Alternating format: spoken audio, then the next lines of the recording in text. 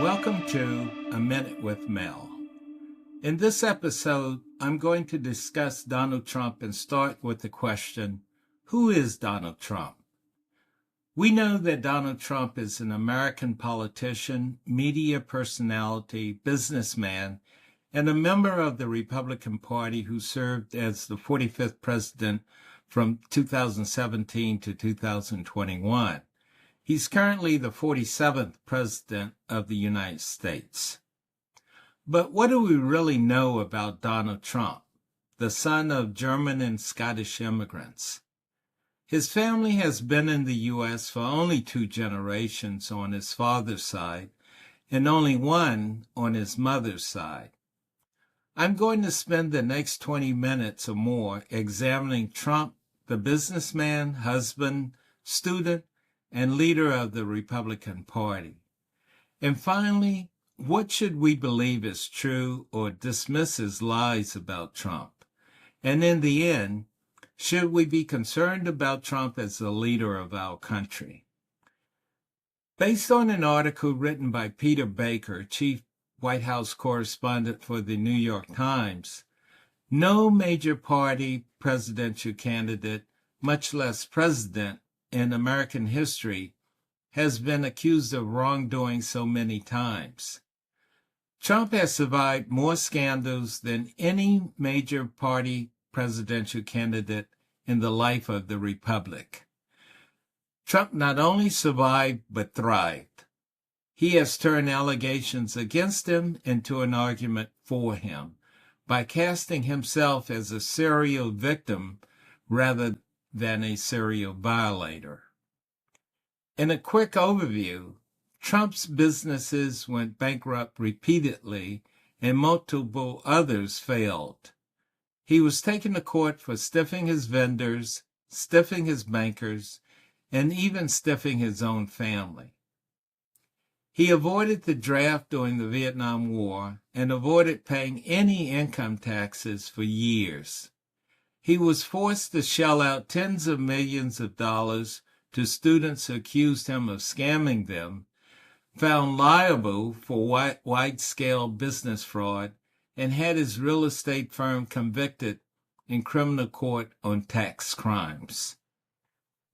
He has boasted of grabbing women by their private parts, been reported to have cheated on all 3 of his wives, and been accused of sexual misconduct by more than 24 women, including one whose account was validated by a jury that found him liable for sexual abuse after a civil trial. Criminal activities and impeachment.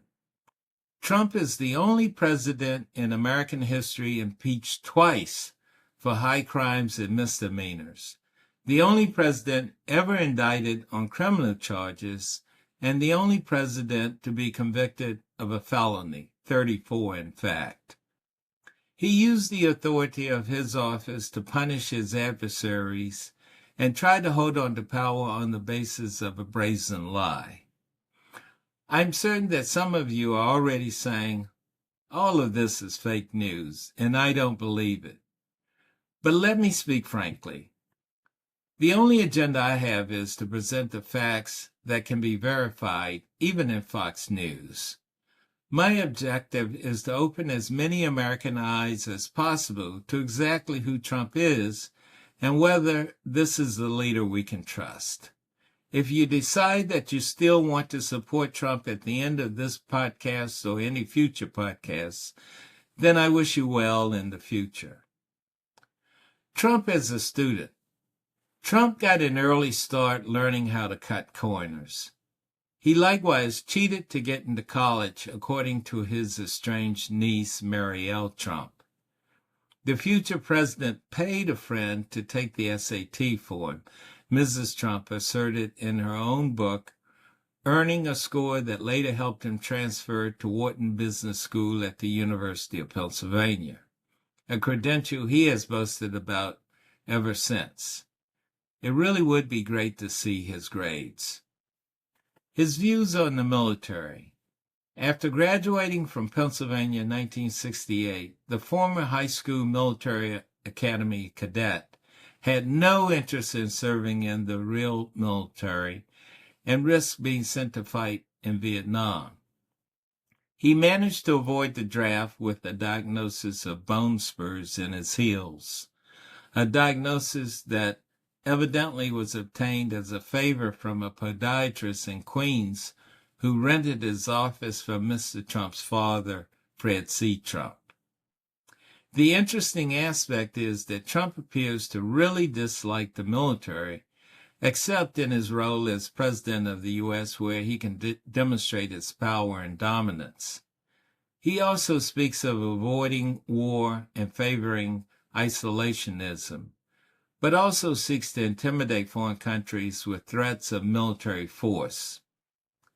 This contradiction has led some foreign countries to challenge his leadership, especially if they believe that Trump is bluffing, which he is most of the time. I suspect that the only countries who take Trump's threats seriously are Denmark and Greenland.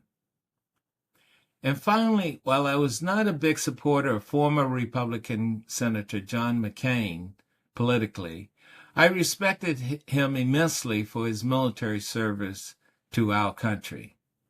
According to a CNN report on July 18, 2015, this is what then-candidate Donald Trump had to say about Senator John McCain, an American POW and war hero.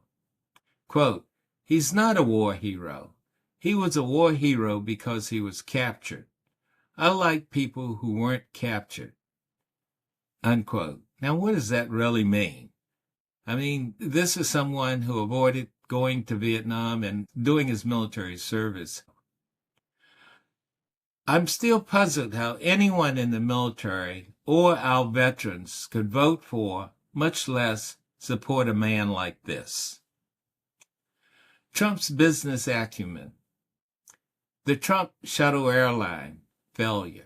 His dreams of building a television city in Manhattan failure. A United States Football League franchise failure. The Trump Plaza Hotel and Casino. Trump Taj Mahal.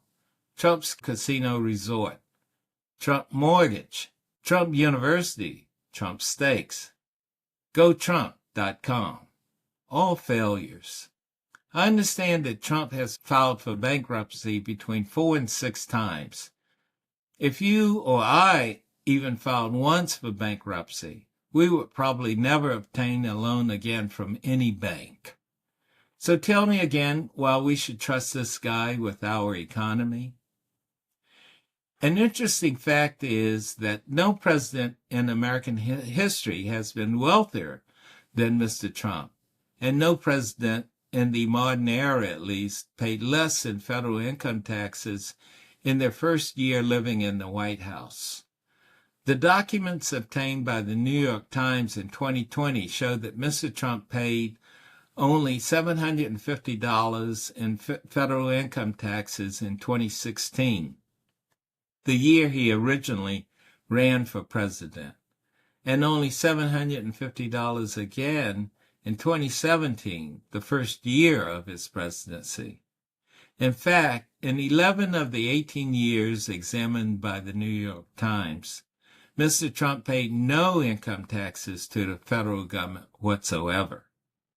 The self-proclaimed billionaire, as of October 2024, was estimated to be worth $5.5 billion by Forbes magazine, managed year after year to pay less income taxes than at least half of American taxpayers through creative bookkeeping, if not more questionable tactics.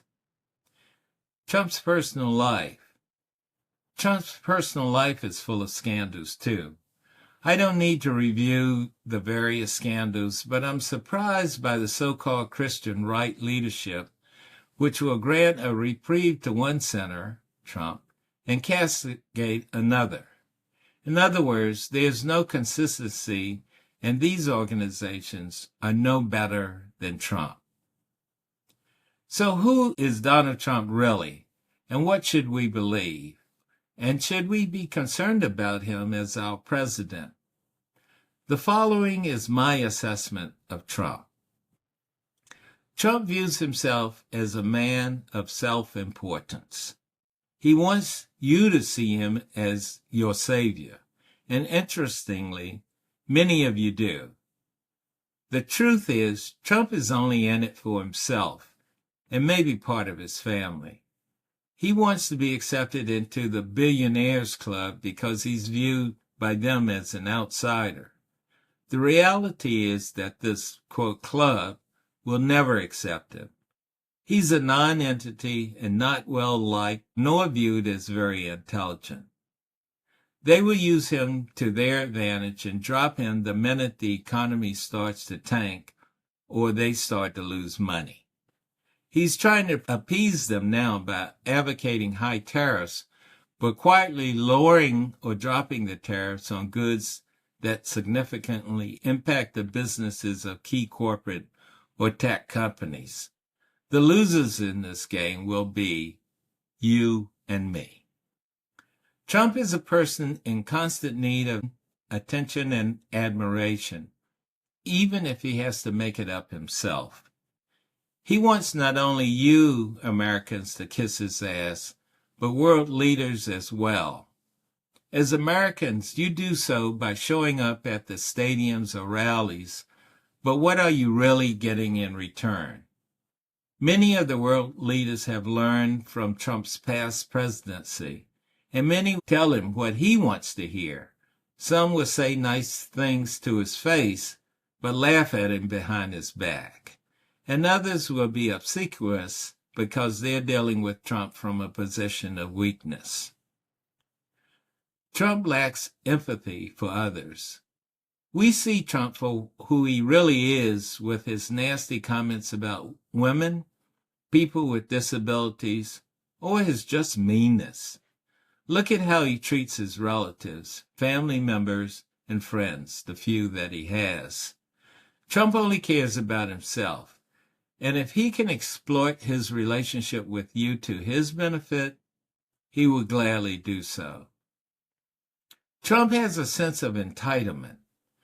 Trump has used the word merit to describe hard work and earnings, and DEI, diversity, equity, and inclusion, to denigrate others. I will discuss DEI and its merits in another podcast, but for now, merit is the term used by Trump for people he considers really below his economic and social status, but will work for him, like his entire cabinet.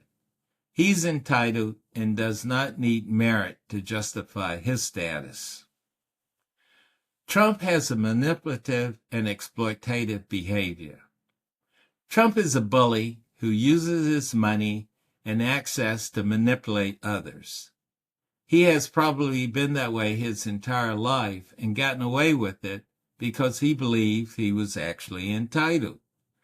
I suspect his father may have sent him to the military school to learn discipline and respect for others. But Trump failed miserably and most likely used his economic status and entitlement to manipulate the school system and recruit other bullies like him. Trump lies a lot and exaggerates his achievements. You know, I was raised with the values of integrity and honesty. And when I joined the CIA, integrity was viewed as its highest value. I just read parts of a book entitled On Character by General Stanley McChrystal, and he lays out positively what our leaders should be displaying. Admittedly, it grates on me that the president of the U.S. is one of the biggest liars in the country and sets a poor example for our youth and future leaders. So if the president sets the leadership example by lying and exaggerating, what should we expect from his cabinet members? But for now, I want to leave you with a famous quote from Maya Angelou, which states, "When they show you who they are, believe them." My next podcast will examine a comparison of Trump and another historical leader, Hitler. Hopefully, this episode should give you some insight into where America may actually be headed. But for now, This has been A Minute with Mel.